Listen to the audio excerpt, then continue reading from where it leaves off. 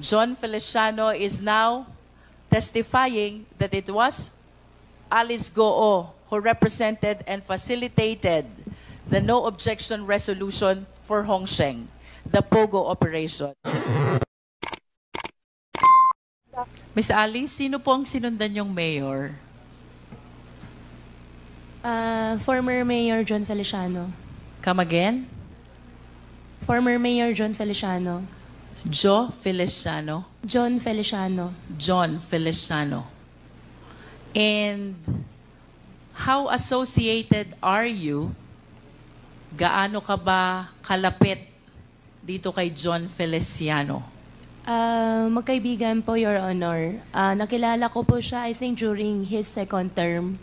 Second term? Can you Opo. cite the year? Di po ako masyado sure na sa year. Second term ko, di po ako nagkakamali.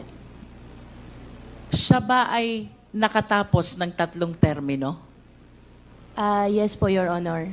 In other words, if you're referring to the second term, you met John Feliciano sometime in 2016 to 2019. In between po, Your Honor. In between 2016 to 2019. Ang sabi mo kanina, kaibigan mo si John Feliciano. Can you please enlighten us? Gaano kayo kalapit na magkaibigan? Your Honor, magkaibigan, magkakilala kami. Nagkakilala kami nung second term po niya na kumuha po ako sa kanya ng business permit para sa piggery. And then, last term po niya, I think pandemic time na rin po. Did you help in the campaign of John Feliciano in 2016? Hindi po. Did you help John Feliciano in 2019? Hindi din po, Your Honor. In other words, since you met John Feliciano, wala kang naitulong sa kanya pagdating sa kanyang kampanya. Is that correct? Financially, wala po. What do you mean by financially?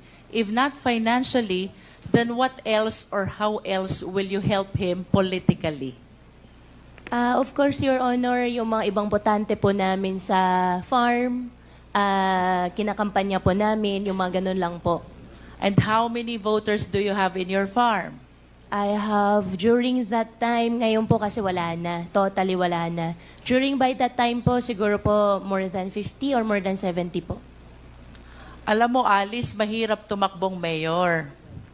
As a matter of fact, it is very difficult to win kung wala kang leaders, supporters, na tutulong sa'yo. Since you've known John Feliciano since 2016, kung hindi ikaw ang tumulong sa kanyang politika, then who did? Sino ang tumulong kay John Feliciano? Your Honor, I think the former mayor is here po. Better siya po yung sumagot kasi hindi rin po ako yung tumulong po sa kanya. May we ask John Feliciano, the former mayor?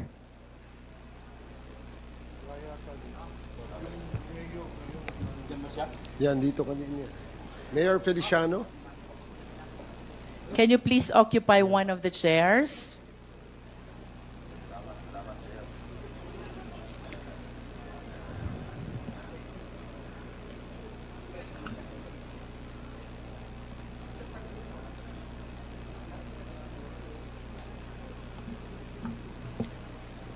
Yes, Madam Chair. Mr. Feliciano, since based on the manifestation of Alice Goo, wala naman siyang naitulong siya sa'yo 2016 and 2019 na eleksyon. Sino ang mga taga-Banban na malaki ang naitulong sa'yo during those times of election? Madam Chair, our town is small, 40,000 votes. During my term, I introduced a lot of improvements in my town. Mr. Chair, can we direct the resource speaker to please be responsive to the question? Ang tanong po, Mr. Feliciano, sino po ang tumulong sa inyong manalo 2016 and 2019 election? Before you answer, Mayor, can we ask the committee secretary to administer the oath of? Have you taken your oath? Yes, yes. Yes, sir. Okay, sige, please. I'm sorry. Please continue, Congresswoman Luistro. Mr. Feliciano, did you get the question? Yes, ma'am. Bali, on my town, ang tumulong po sa akin, yung mga kababayan ko po. So yung mga kapitan, yung mga leaders ko, and yung mga family members ko po sa bayan namin. How about your vice mayor? Did he help you? Kasama din po sila. Si Vice Mayor William Cura po ang kasama ko. No? Malaki bag na itulong sa ni vice mayor? Physically po. Physically. How about your council members? Did they help you? Yes, ma'am. Actually, I'm proud to say, on my second term, isa lang po ang nalaglag sa mga councilors ko. So 7 of your 8 members Yes, Madam Chair. dedicated their support on your 2016 and 2019 election. How about the barangay captains? Ilan ho bang kapitan mayroon kayo? Out of the 15 po, sa akin po lahat sila. And on my last term, wala po nalaglag sa ticket ko. 10-0 po kami lahat. How many barangays do you have? 15 lang po. 15. Yes, ma'am. And the total of 15 barangays all supported you during your 2016 and 2019 election. Yes, Madam Chair. Kanina po sabi ni Alice Goo, wala siyang naitulong sa inyo 2016, wala din siyang naitulong sa inyo 2019, except yung botante na nagtatrabaho sa kanilang farm. Do you confirm that? Yes, Madam Chair. And aside from doon sa botanteng nagtatrabaho sa farm nila, mayroon ho ba kayong malalim na pinagsamahan ni Alice Goo? Like for example, nagka-problema ho ba kayo? Na ni-rescue niya kayo? Meron ho ba kayong mga ganyang pinagsamahan? Or nangutang ho ba kayo sa kanya at pinaluwag niya kayo? Hindi naman po. During my time, because yun na po yung nagkaroon ng ASF, that's why most of the time po, pupunta po sila ng munisipyo, kasama po yung hog raisers to address the problem. So, doon lang po kami naging close, Madam Chair. Because most of the time, papasyal po sila because na-wipe out nga po ang population ng hog and swine. So, that's the time we had ample of conversations, Madam Chair. Kung papipiliin ko po kayo, Mayor, si Alice Goo po ba? Friend or acquaintance lang? Friend? Friend. Yes, ma'am. But you have several other friends who might be more attached to you than Alice Goo. Do you confirm that? Marami po, syempre. Marami. Opo. No? Ang gusto ko pong itanong, Mayor, considering na si Alice Goo, wala namang naitulong sa inyo 2016. Wala ding naitulong sa inyo 2019. And you even said that there are several other friends who are more attached to you than Alice Goo. Bakit po siyang in-endorse niyong tumakbong mayor?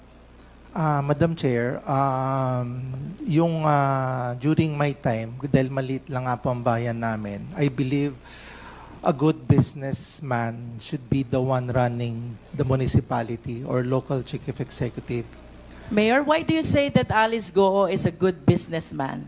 Because from the time I knew her, 2016, siya na po ang sabihin na natin na responsible po doon sa mga piggery nila sa bayan ng Bamban.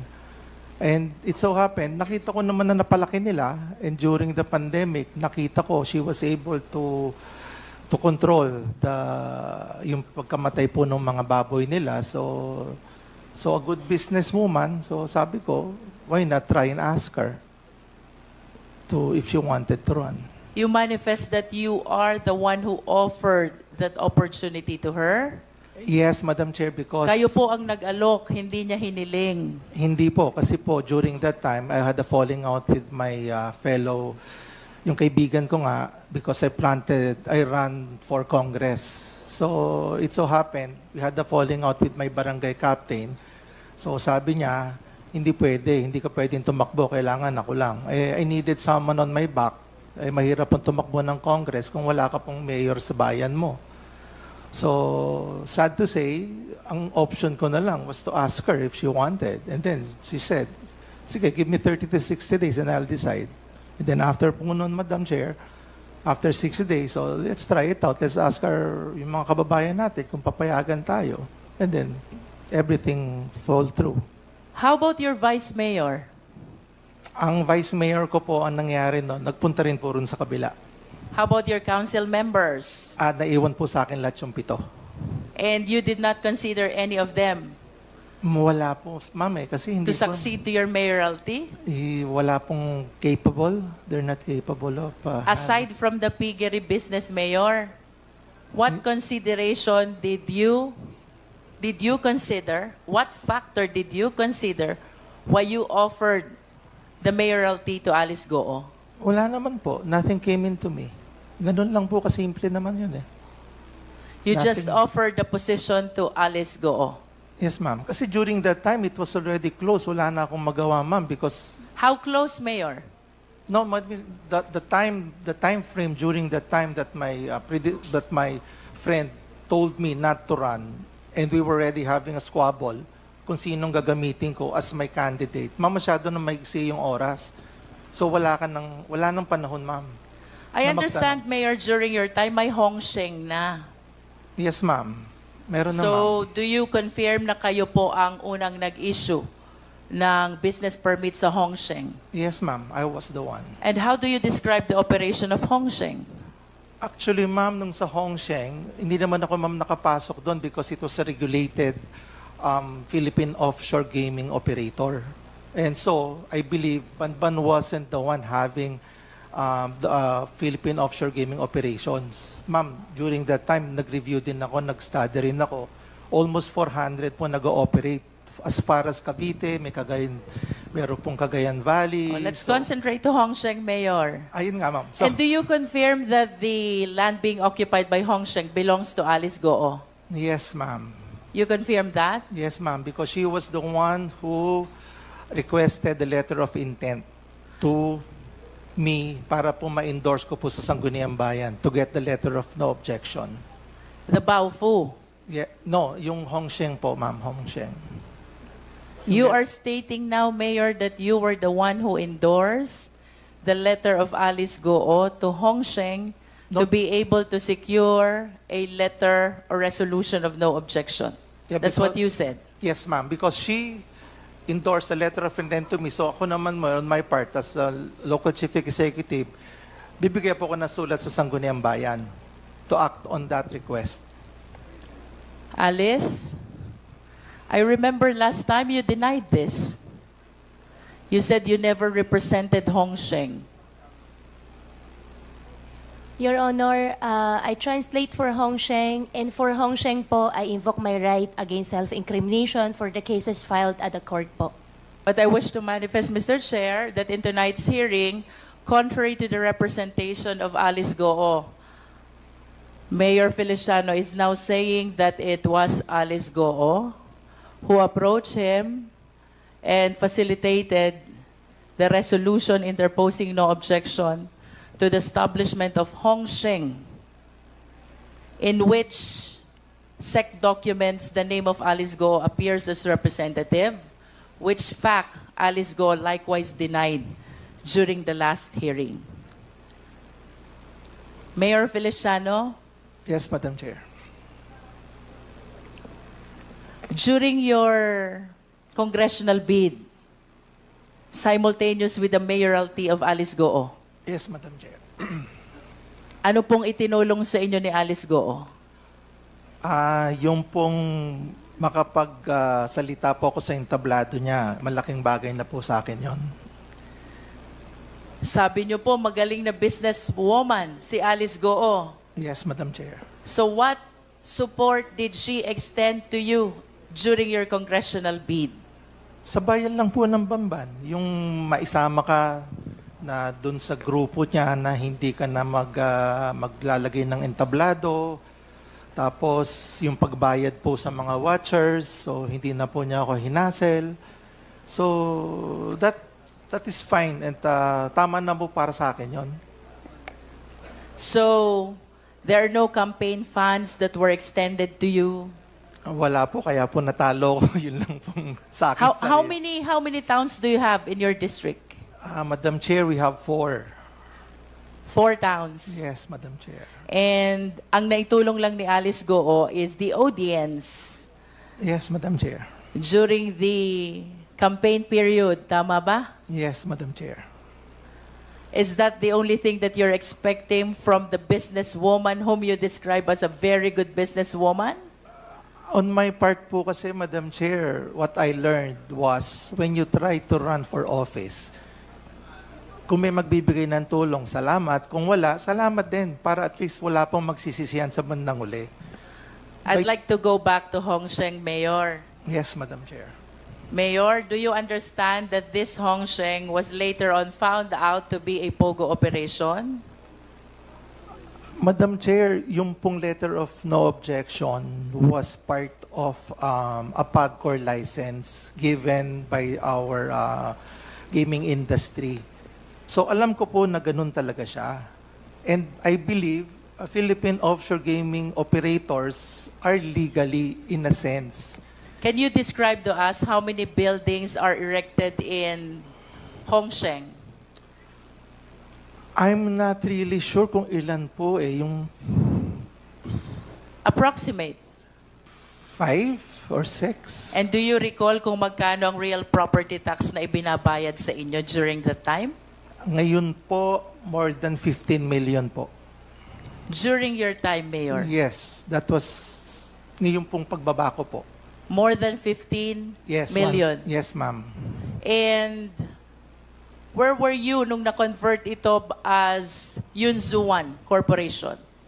Wala na po Was ako it noon. during your term? No, hindi na po. Because later part na po kasi yun noong 2022 eh. And then, baba na po ako noon. How about the Baofu land, Mayor? When Alice Go acquired this land, what is the classification of this land? This land was agricultural and then she requested for a reclassification way back 2019. So it was during your time when the land was reclassified. Yes, Madam It Chair. was reclassified from agricultural to industrial. Do you confirm that? Residential and commercial, Madam Chair. From residential to? No, Commercial. agricultural, residential / commercial. From agricultural to residential commercial. And Yes, per ma'am. your recollection, do you believe that the requirements for reclassification were duly complied with? Yes, Madam Chair, I believe so. Yes. And with respect to Hong Sheng, Mayor, the entire process of this resolution or letter interposing no objection, it was Alice Goo who was representing Hong Sheng. Do you confirm that? Yes, Madam Chair, because her name was written also on the Sangguniang Resolution. And aside from the name being written in the Sangguniang Bayan Resolution, it was Alice Goo, or likewise, who is lobbying with the Sangguniang Bayan, and even in your office. Do you confirm that? Actually po, hindi naman nag-lobby. She just submitted the letter of intent. How To many my office. times did she visit your office to represent Hong Sheng?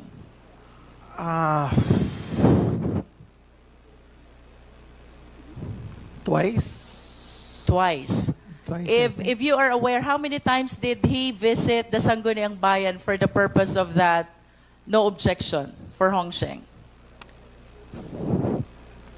Once?